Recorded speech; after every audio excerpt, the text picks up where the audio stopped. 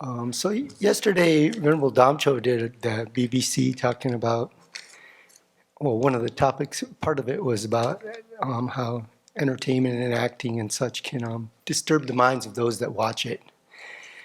And which can definitely be true. And all of us here at the Abbey and people online might not know this, but we watch documentaries sometimes, though. And sometimes those distract me for a while. But recently we watched The Fiddler on the Roof. And that's not a documentary, but it does refer to a historical time, though the characters and the personal situations are fictional. And I watched that. I used to watch movies a little bit. Well, when I was a kid, I watched them a lot because there was TV, but most of my adult life, it didn't have TV. And then when I lived on the Collective in Montana, we would sometimes go in the year and watch movies that we got from the library and put them on the computer and watch them. And I would find that for days afterwards, I would be out gardening or something, and something about the movie would be going through my head. I'd be thinking about a certain part of the theme or whatever, And actually more when I came here and started studying here and going back home, I started to notice this. Because it really didn't seem like an issue before that. But then when I was trying to focus my mind more, I was like, oh, yeah, this sticks in my head worse than the song sometimes. And if it's a musical movie, well, then you got both of that. And so I saw Fiddler on the Roof as a kid, I think, a little bit. When my parents were watching it, I was not that interested, so I don't remember it that well. But then I watched it at Curly Creek one time, probably maybe 13 years ago, 10, 12, 13 years ago. But this time watching it was quite different for me because I have a much different worldview. And I wasn't so hung up in the story. I've watched movies. I cried when I watched Forrest Gump. It was so sad, And I watched it again years later, and I was like, I'm not going to cry through this because I'm not going to let myself get that sucked into a movie. But with The Fiddler on the Roof this time, I was crying some of the time, and it wasn't because of the characters in the movie. It was because it kept making me think about the suffering of samsara, and I was thinking about more than just the characters in the movie, and it brought up a lot about the different sufferings of samsara, and though it doesn't say it in that way, and the eight worldly concerns and how they lead to that, to some of that. And actually, the title, he says, when Tevye is describing the opening thing, he says, you might say that we're all like a fiddler on the roof trying to scratch out a pleasant, simple tune without breaking our necks. But really, the fiddler, that phrase, the fiddler on the roof, is like the uncertainty of samsara. That's the dukkha of uncertainty. And that's a big theme through the whole thing because they're trying to, all the things they're doing, the whole movie, the whole thing, the whole village is pretty much gone at the end, They have to leave. And it's not just they're leaving these buildings. That village is a group of people who disperse and might not ever see each other again. Some of them families and such. And just also watching that movie, thinking about what people were doing, trying to find happiness. Shantideva has this verse, I think it's the 28th verse in the first chapter, where he says, although wishing to be free of suffering, they run towards suffering itself. And wishing to have happiness like an enemy, they ignorantly destroy it. And I was thinking about how we, as sentient beings, this is what we do. This verse, I come back to this verse often because I think about how we do things that we think are going to bring us happiness, and yet that's not what's going to bring us happiness. And it's that confusion about what's going to bring us happiness that is so much of what brings our suffering. The dairyman is singing about, if I were a rich man, like everything would be all right if I were a rich man. And he pretty much lays out a bunch of different things that are worldly concerns, like money, a huge house, people would look at him, He wants these, geese and ducks and stuff in his yard to be making a big racket in town so that people know a rich man lives there, It's just like, and yet, the world has had many, many rich people who have not been happy.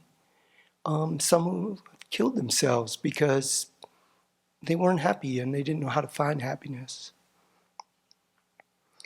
And his daughters in the movie, it's an important social theme, this thing of going from arranged marriages, which we consider barbaric, to pushing to be the first generation in their culture to get to choose their own spouse, And then 2 out of 3 choose misery. I found that really sad. One chooses to go to Siberia to wait for someone who's probably never going to get out of prison.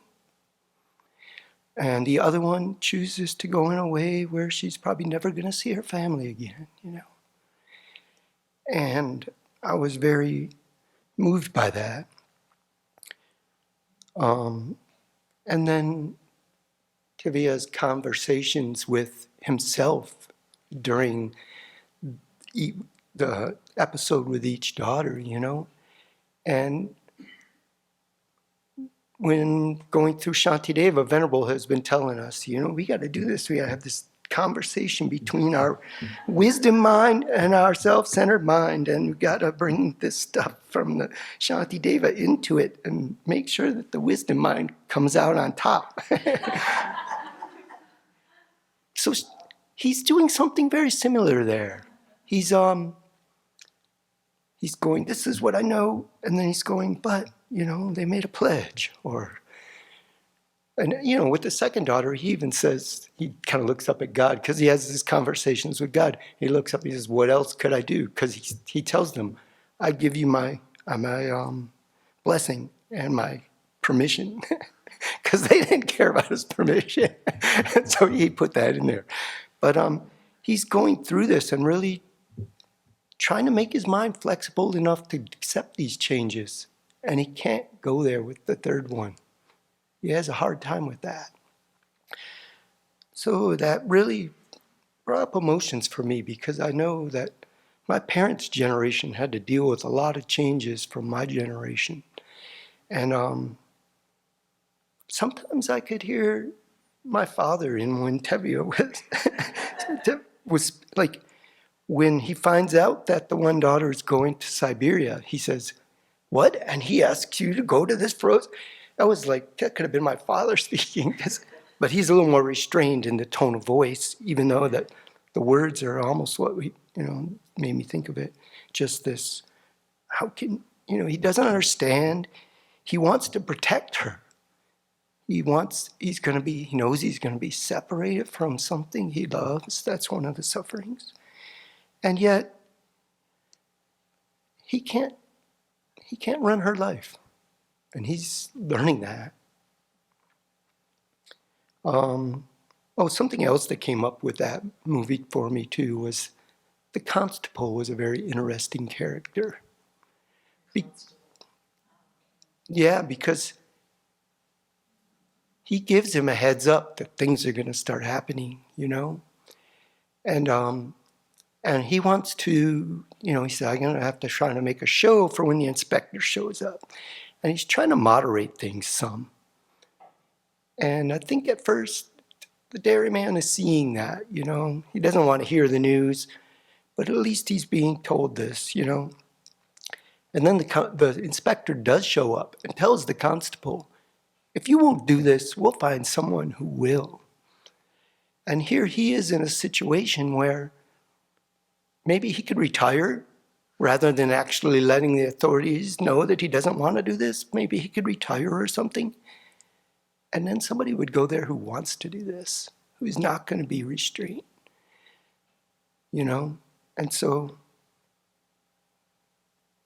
I felt like the constable was trying to do his best, but he didn't know what to do. And then in the end, he was told, get off my land, because he was delivering the message. And just the whole thing of that, the whole, the way the authorities were and such just made me think about how humans through history have treated each other, and, the uncertainty of the political situations too. We live in a country right now where we don't know, in 10 years, it could be illegal not to be a Christian if some of the people in Congress had their way. If Trump got back in power and kept power, or some people are very extreme right now, and some of them are in power, and we don't know what certainty we have in this world either. But just to see how, over and over through history, there's just people who don't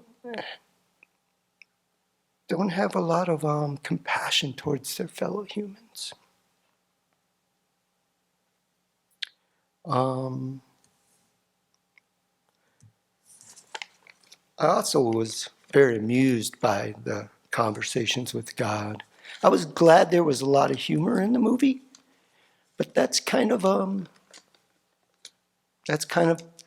part of scratching out a pleasant and simple tune. Is we have these moments in our lives that we just try to be happy and go along, and yet we face certain death, But I thought the conversations with God were very interesting because from my point of view, there's three things that don't pan out. That you have a all-powerful creator, a benevolent creator, and you have suffering.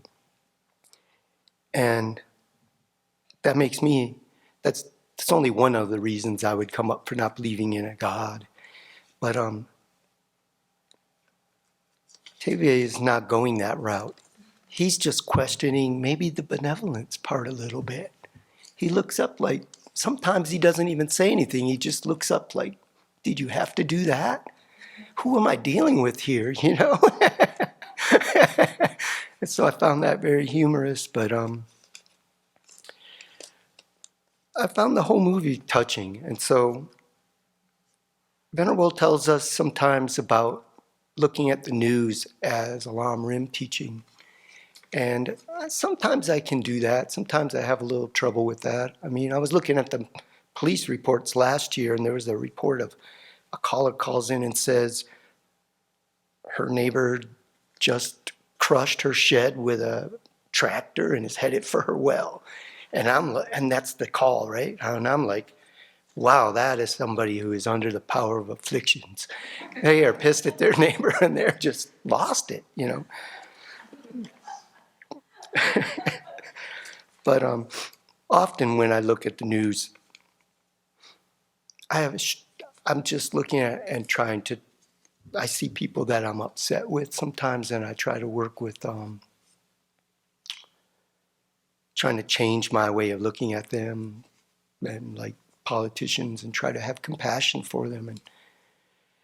But I don't often just see it as a real easy to access Lam Rim teaching. But I did find a lot in this movie that really touched me and made me think about the sufferings of samsara, about just how we chase our tails around in samsara looking for happiness, bumping into each other, and just for naught. Yeah, so it was very interesting for me to see how much my worldview had changed in a decade or so, to where I could really look at that and see a very different thing than I would have in the past.